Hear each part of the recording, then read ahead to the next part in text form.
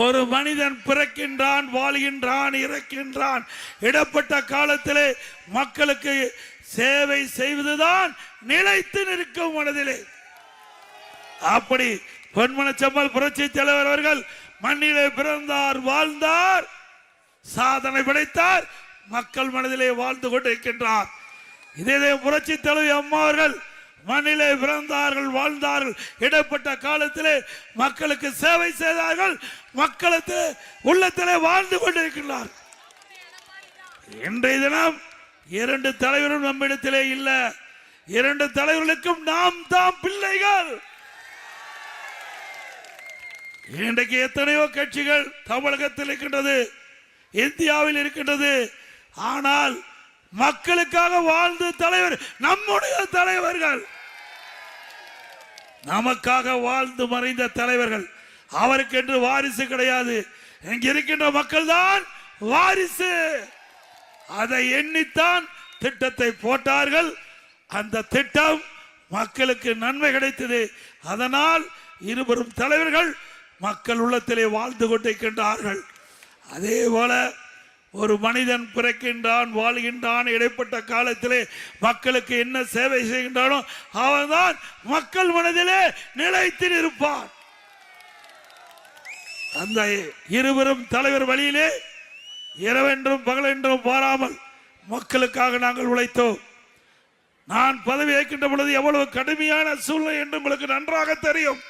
கடுமையான வறட்சி, அதையும் சமாளித்தோம். டெல்டா மாவட்டம் புயலால் கடுமையாக பாதிக்கப்பட்டது. அந்த மக்களையும் காப்பாற்றிடும்.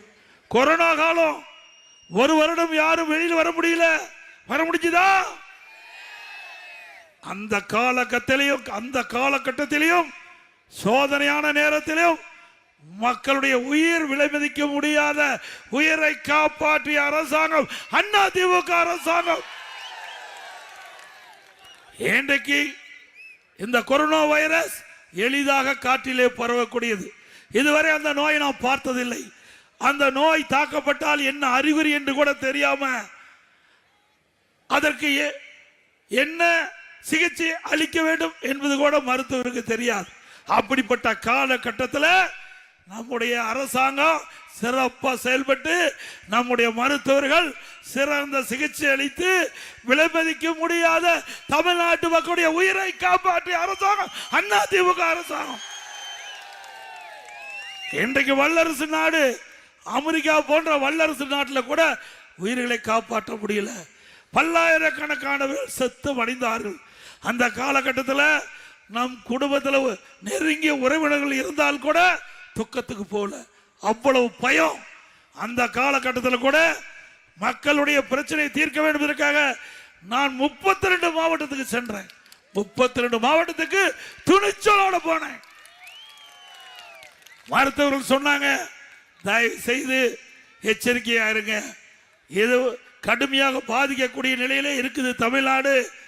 மருத்துவர்கள் என்னிடத்திலே எச்சரிக்கை விடுத்தாங்க. அதை பற்றி கவலை இல்லை. எனக்கு கொடுத்த வாய்ப்பு மக்களுடைய உயிர்களை காப்பாற்ற வேண்டும். எப்படி இருந்தாலும் பரவாயில்லை, ஆண்டவன் நம் தலையிலே எழுதினால் நடக்கும். அதன்படி ஒவ்வொரு மாவட்டத்திற்கும் சென்றேன். அங்கங்க கொரோனா வைரஸ் பரவலை எப்படி தடுக்கப்படுகிறது என்று மாவட்ட ஆட்சியாளர் மூலமாக அனைத்து அதிகாரிகள் அழைத்து ஆலோசனை நடத்தி தக்க அறிவுரை வழங்கி அந்த காலகட்டத்தில் மக்கள் நிம்மதியாக வாழ்ந்தார்கள். இன்றைய தினம் கொரோனா இருக்குதா? ஆனா ஏதாவது புயல் வந்து மக்கள் பாதிக்கப்பட்டிருக்காங்களா? அந்த காலகட்டத்தில் கூட விலைவாசி உயரல, கட்டுப்பாட்டில் வச்சிருந்தோம். அந்த காலகட்டத்தில் மக்களுக்கு வேலை இல்லை, மக்கள் பாதிக்கப்படக்கூடாது. அதற்காக நாள் ஒன்றுக்கு 7 லட்சம் பேருக்கு அம்மா உணவகம் சமூக நலக்கூடத்தில் உணவு தயாரித்து 3 வேளை சுட சுட விலை இல்லாம கொடுத்தோம். மாற்றுத்திறனாளிகளுக்கு, கர்ப்பிணி தாய்மார்களுக்கு, முதியோர்களுக்கு அவர் இல்லம் தேடி சென்று உணவு வழங்கிய ஒரே அரசாங்கம் அதிமுக அரசாங்கம். இதை விட திறமையான அரசாங்கம் எங்கேயும் இந்தியாவில் பார்க்க முடியாது. ஒரு கடினமான சூழ்நிலை, அதிலையும் வென்று சிறந்த அரசாங்கத்தை கொடுத்த அரசாங்கம் அதிமுக அரசாங்கம். அதிமுக ஆட்சி ஒரு பொற்கால ஆட்சி என்று மக்களால் பாராட்டப்பட்ட ஆட்சி அதிமுக ஆட்சி. இன்றைக்கு ஸ்டாலின் பேசுகிறார், அதிமுக ஆட்சியிலே ஒன்றும் நடக்கவில்லை. ஒரு பச்சை பொய்ய சொல்றார். அதிமுக ஆட்சியில் போடப்பட்ட திட்டத்தை நிறைவேற்றித்தான் இன்றைய முதலமைச்சர் சிக்கர் ஒட்டி திறந்துகிட்டு இருக்கார். இவர் ஒரு பெரிய புதிய திட்டத்தை கொண்டு வந்தாரா? இன்னைக்கு சேலம் மாவட்டம் எப்படி இருக்கின்றது நன்றாக தெரியும். இதே எடப்பாடி 2011 முன்பு எப்படி, 2011 முன்பு எப்படி இருந்தது, 2021 வரை எப்படி இருந்தது, நீங்களே சிந்தித்து பாருங்கள். எந்த அளவுக்கு எடப்பாடி நகரம் உயர்ந்திருக்குது, எடப்பாடி சட்டமன்ற தொகுதி எந்த அளவுக்கு வளர்ந்திருக்கின்றது. நீங்கள் வைத்த கோரிக்கை தடையில்லாமல் குடிநீர் வேண்டும், பாதுகாக்கப்பட்ட குடிநீர் வேண்டும், 30 வார்டுக்கும் எடப்பாடி நகரத்தில் வேண்டும் என்று கோரிக்கை வச்சீர்கள். உங்களுடைய கோரிக்கையை அம்மா இடத்தில் சொன்னவுடன் 20 கோடி நிதி ஒதுக்கீடு செஞ்சு ஜெட் வேகத்தில் குடிநீரை கொண்டு வந்து 30 வார்டு மக்களுக்கும் பாதுகாக்கப்பட்ட காவிரி தண்ணீர் கொடுத்த அரசாங்கம் அதிமுக அரசாங்கம்.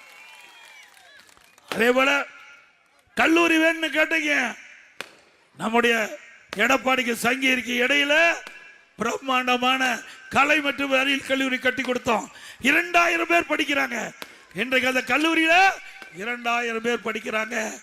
இன்றைக்கு பெரும்பாலும் ஏழை எளிய குடும்பத்தை சேர்ந்த மாணவ மாணவி இன்றைக்கு அரசு கலை மற்றும் அறிவியல் கல்லூரியில் குறைந்த கட்டணத்தில் பட்ட படிப்பை படிக்கிறார்கள்.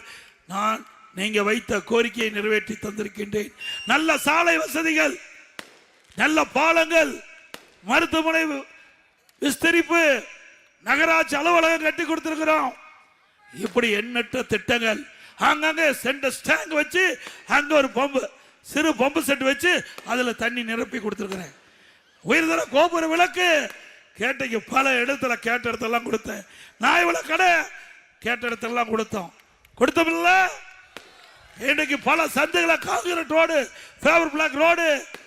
இன்றைக்கு நான் ஏற்கனவே ஆட்சியில் இருக்கும்போது 5 ஏக்கர் விளையாட்டு மைதானம் வேணும்னு கேட்டீங்க இளைஞர்கள். அதற்காக நம்முடைய அரசு ஆண்கள் மேல்நிலை பள்ளியில் 5 ஏக்கர் ஒதுக்கி வச்சிருந்தேன். பல முறை இந்த அரசுக்கு நான் தொடர்ந்து அழுத்தம் கொடுத்ததுனால நம்முடைய இளைஞர்கள் விளையாடுவதற்கு விளையாட்டு அரங்கம் கொடுக்கப்பட்ட வாக்குறுதியை நிறைவேற்றி கொடுத்துட்டேன். கூடுதல் பள்ளி கட்டிடம். இத்தனையும் அதிமுக ஆட்சி. இன்றைக்கு நீங்கள் என்னென்ன கோரிக்கை வைத்தீர்களோ அத்தனையும் நிறைவேற்றி தந்திருக்கின்றேன். ஒரு சட்டமன்ற உறுப்பினர் மக்களுக்கு கொடுக்கப்பட்ட வாக்குறுதியை பெரும்பாலும் நான் நிறைவேற்றி தந்திருக்கின்றேன். 2011 எனக்கு ஒரு நல்ல வாய்ப்பை கொடுத்தீர்கள். இந்த தொகுதியுடைய சட்டமன்ற உறுப்பினராக வந்தேன். அம்மாவுடைய அமைச்சரவையிலே நெடுஞ்சாலைத்துறை அமைச்சராக பணியாற்றினேன். சிறப்பாக செயல்பட்டான்.